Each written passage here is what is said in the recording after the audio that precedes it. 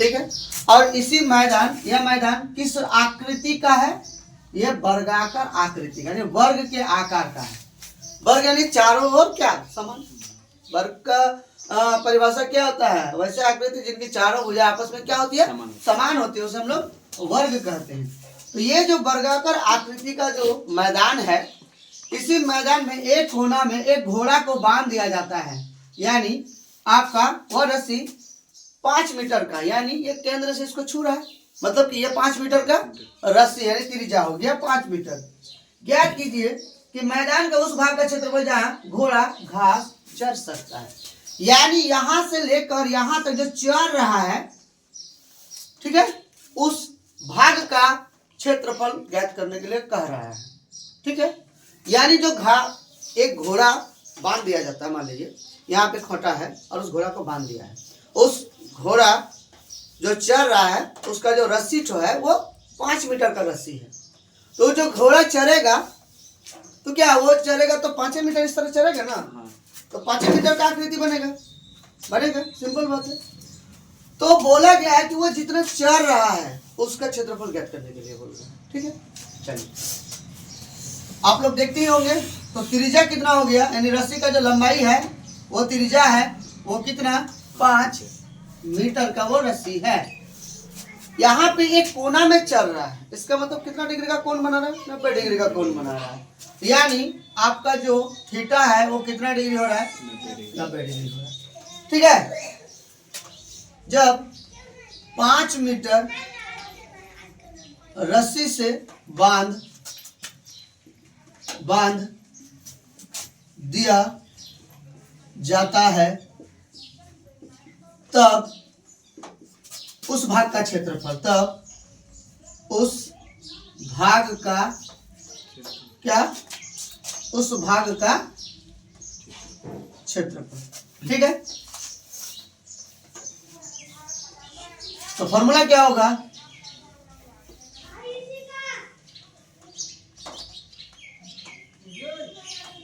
Theta बटा 360 गुना पाई are square. Theta का मान कितना है?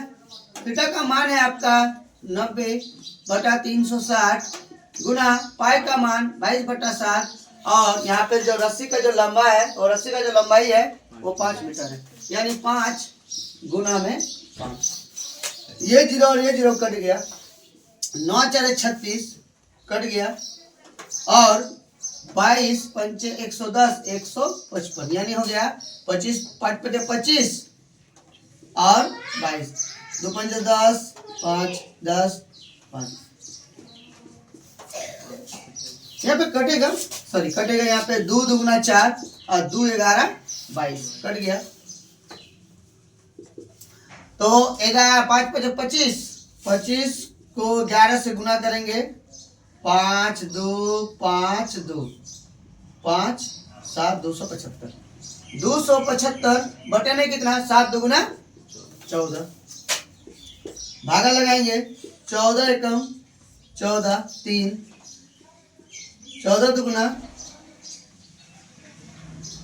14 एकम 14 3 1 135, 14 9 126 हो गया, 10.14 84। आंसर कितना है देखिएगा, 19 दशमलव कितना है आंसर? पहला का आंसर होगा 19 दशमलव समथिंग, 19 दशमलव 67 कितना है ना? चलिए, पहला जो क्षेत्रफल आया, जिस भाग में वो घोड़ा चल रहा है उसका क्षेत्रफल कितना आया? 19.6 सेंटीमीटर स्क्वायर। ये हो गया आपका आंसर। घोड़े को बांध दिया जाता है, ध्यान से सुनिएगा। पहला जो आपका रस्सी था वो था 5 मीटर लंबा, वो 5 मीटर लंबा रस्सी के दायरे में वो क्या कर रहा था? वो घोड़ा चल रहा था। अब उसी घोड़ा को 5 की जगह 10 मीटर रस्सी से वो बांध दिया जाता है। बांधने के बाद बोलते वो कितना क्षेत्रफल वो आएगा, और उसके साथ साथ कितना क्षेत्रफल में वृद्धि हुआ वो आपको निकालने के लिए बोल रहा है क्वेश्चन में। कि बांध दिया जाए तो वृद्धि कितना होगा, यानी यहां से लेकर इसी डिस्टेंस को निकालने के लिए बोल रहा है। ठीक है, अब हम लोग क्या करेंगे, त्रिज्या जो 5 मीटर का था वहां कितना लेंगे 10 मीटर, लेकिन कोण में तो कोई वृद्धि हो नहीं रहा है, कोण तो 90 डिग्री का ही है। क्या कोण में कोई वृद्धि है? नहीं। तो यदि 10 मीटर रस्सी बांध दिया जाए तब उस भाग का क्षेत्रफल, किस भाग का, यानी इसी रस्सी को जब बांध दिया है 10 मीटर का, किसी घोड़ा को आप चढ़ते हुए देखते हैं या नहीं देखते, या किसी बकरी को आप बांध देते हैं, खोटा गाड़ के बांध देते हैं, बांधते या नहीं बांधते, तो वो जो बकरी आपका चरेगा या गाय चरेगा या घोड़ा चरेगा, तो वो क्या एक ही जगह चरेगा, वो चढ़ते चढ़ते पूरा एक गोला ही बना देता, गोल बनता है या नहीं बनता, यानी जितना मीटर उसका रस्सी है, यानी जितना लंबा रस्सी है उसी हिसाब से उसका क्या बनता है, गोला ही बनता है, वृत्त बनता है या नहीं बनता। तो वही बोल रहा है कि वो रस्सी 5 मीटर का था, 5 मीटर की जगह 10 मीटर कर दिया, उस भाग का क्षेत्रफल ज्ञात करने के लिए बोला है, तो फॉर्मूला वही होगा 360 पाई आर स्क्वायर, थीटा का मान 90 डिग्री बटे में 360 गुना पाई यानी 22/7, अब 10 गुना 10, ये 0 और ये 0 कट गया, 9 4 36, 2 दूना 4, 11 दूना 22, 2 पंचे 10, पाई 10 50, पाई 10 50 और 11 5 55, कितना आया 550 बटे में कितना 7, भागा दीजिए, 550 को 7 से भागा देंगे तो कितना होगा, 7 7 49, 6 7 8 56, 4 10.7 5 35 5, कितना आया 78.5, यानी इस भाग का जो क्षेत्रफल आया कितना आया, वो आया 78.5। अब बोला गया है कि कितना वृद्धि हुआ है, यहाँ तक 5 मीटर, यहाँ तक 10 मीटर, ये इसी गैपिंग का बात कर रहा है, तो लिखेंगे वृद्धि बराबर कितना आया 78.5 सेंटीमीटर स्क्वायर घटाव 19.6, माइनस कीजिए 9 7 यानी 8, कितना आंसर है, यानी 58.9 सेंटीमीटर स्क्वायर आपका क्या हो रहा है, उस क्षेत्रफल है, नहीं है,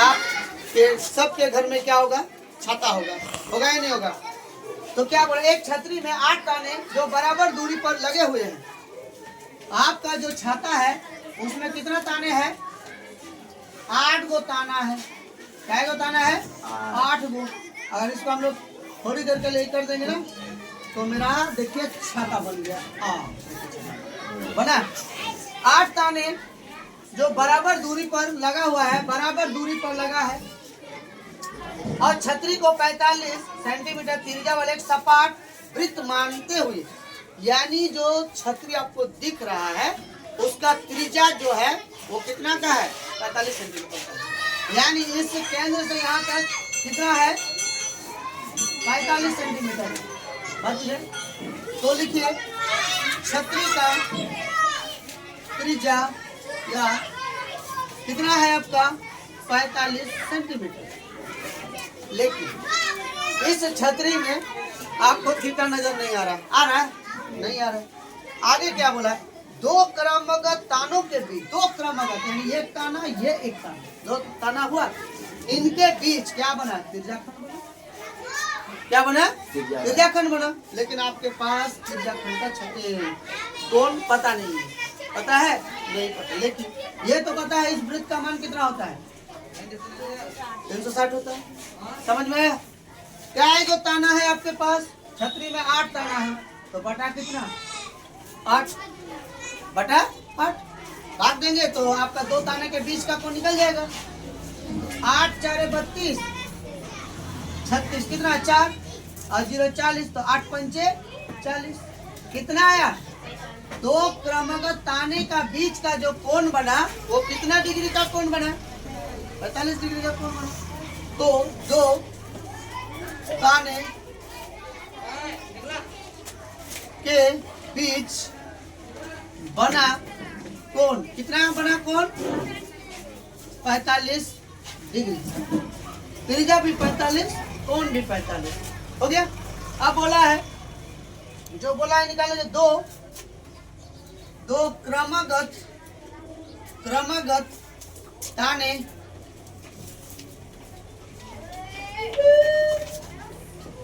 के बीच त्रिज्याखंड का क्षेत्रफल, यही ना बोला है? क्या होगा फॉर्मूला? थीटा बटा 360 गुना थीटा का मान कितना आया? 45 बटे में 360, पाई का मान 22 बटा 7, आर का मान 45 गुना 45 घटेगा 5 9 45 और 5 7 35 36 35 कितना?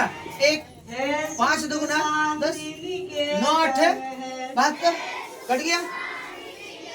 2 4 8 11 2 गुना 22।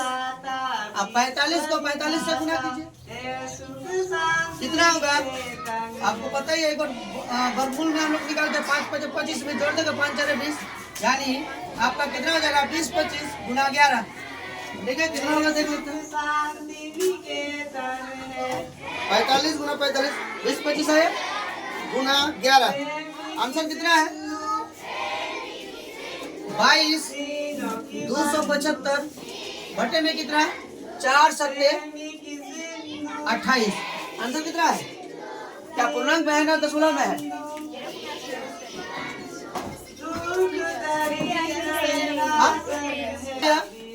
इस ताने के बीच का क्या क्षेत्रफल?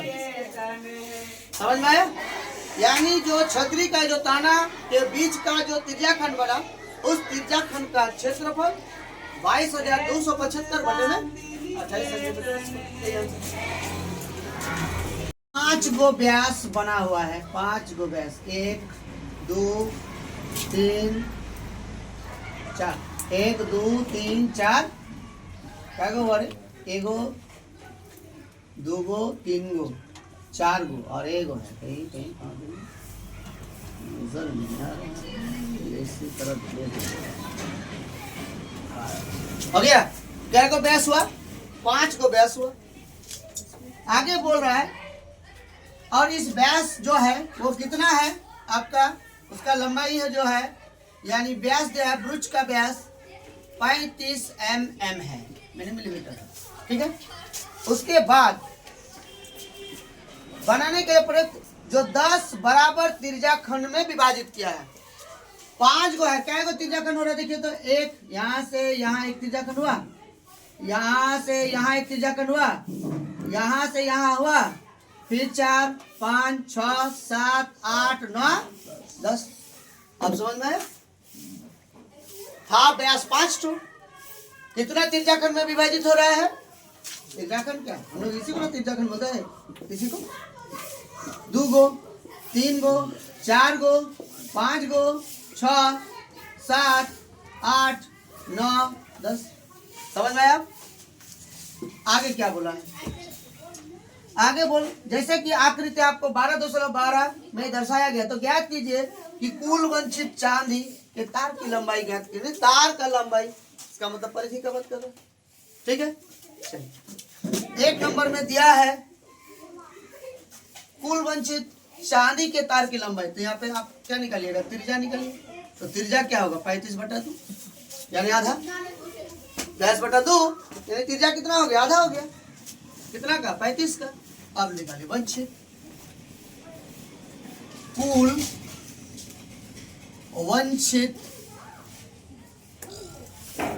वंचित चांदी